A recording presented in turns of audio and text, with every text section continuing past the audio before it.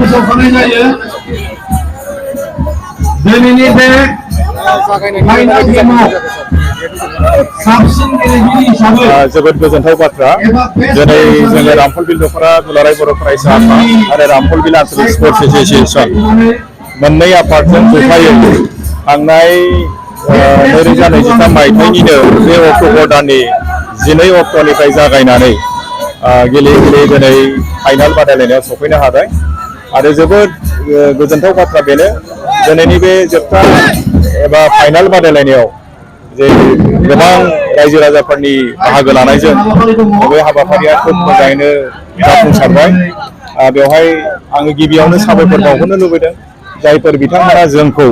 गोबां बिथिंजों मदद खालामनानै बे हाबाफारिखौ जाफुंसार खालामबाय बै बिथांमोननिसिम आं रोजा रोजा साबायखर बावनायखौ जासिदों स्पेसियेलि जोंहा बिटिआर गभर्नमेन्टनिफ्राय बे कनेकिस्वर नार्जारि गोसोखां फुटबल बादायलायनायनि मुङाव बोसोरि रिकारिं जोंनो 5 लाख रां खरि हरो बेनि थाखाय जोङो बिटिआर गभर्नमेन्टखौ सिगाङावनो साबायखर बावग्रोबाय बेनि उनाव जायफोर जोंनि वेल विजार बिथांमोना जोंखौ बोसोरै मदद खालामो रां रुफा हरनानै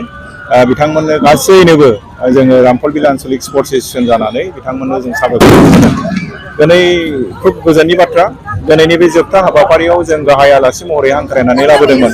जोंनि बिटिआरनि मानगोनां गाहाय खुंगिरि चिफ मानगोनां मुस्रि प्रमद बर' बिथाङा जोंनि गेजेराव सफैनानै बिथाङा जोंजों बाहागो लादों आरो बिथाङा गावनि गुसुं बिबुंथियाव जोंनो फोरमायलांदों रायजो राजानो फोरमायलांदों जे रामफलबिल ओनसोलाव गेलेनायखौ जौगाखांहोनो थाखाय माखासे बिथांखि बिथाङा फोसावलांदों जोंनि बे रासायनिक फिल्डआव स्टेडियाम लुनायनि बाथ्रा बिथाङा फोसावलांदों आरो सबसे गोजोनथाव मोनसे बाथ्राखौ आं गोजोननायसिन मोनदों जे जोङो जाय गेदेमा बिथांखौ गोसोखांनानै मान होनानै जों बे खेलाखौ खालामबोबाय थादों बिथां कनेकिस्वर नार्जारिनि मुङाव काउन्सिलनिफ्राय स्पर्ट्सआव एक्सेलेन्ट एवार्ड बे एवार्डखौ कनेकिस्वर नार्जारिनि मुङावनो होगोन होननानै फोसावलांदों बिनि थाखाय आं जोबोद गोजोननाय मोनदों दिनैनि फाइनाल बादायलायनायाव सफैनो हादोंमोन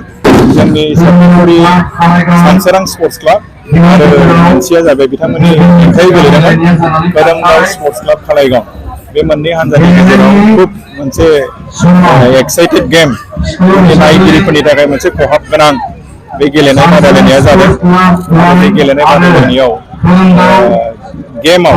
गेलेनाय समाव समान समान 6 गलाव ज' जानानै ट्राइ ब्रेकारनि गेजेरजों खोरोमगाव क्लाब खालायगाव देरहासार जालांनो हाबाय बान्था हिसाबै जोङो रानिं जोंहा मोनसे ट्रफि दं बेजों लोगोसे प्राइज मानि 30,000 रां देरहासार हान्जानो आरो जेननाय हान्जानो रानिं ट्रफिजों लोगोसे 25,000 रां बे एवार्डखौ जों होयो आरो बेजों लोगोसे जोंनि एककालीन ट्रफि चेम्पियननिबो एककालीन ट्रफि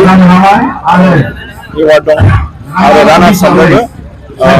एककालीन ट्रफि एवार्ड दङ बेजों लोगोसे बे गेलेनाय बादायलायनायाव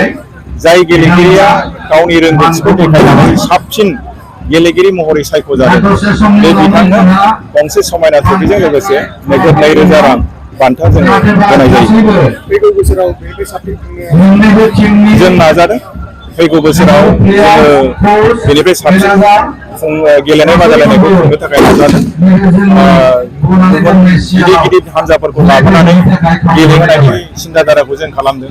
मानो होनोबा गिदिर गिदिर हान्जायाव मोजां मोजां गेलेगिरिफोर थायो बिथांमोननि स्किल बिथांमोननि गेलेनायनि आदब बेखौ जाहाथे जोंनि ओनसोलनि गेलेगिरिफ्राबो नुनानै सोलोंनायनि खाबुखौ मोनथों बिनि थाखायनो जोङो हागौमानि मोजां मोजां हान्जा गोजान गोजाननि हान्जाफोरखौ लाबोनानै बे खेलायाव बाहागो लानायनि सिन्थाधाराखौ जों खालामदों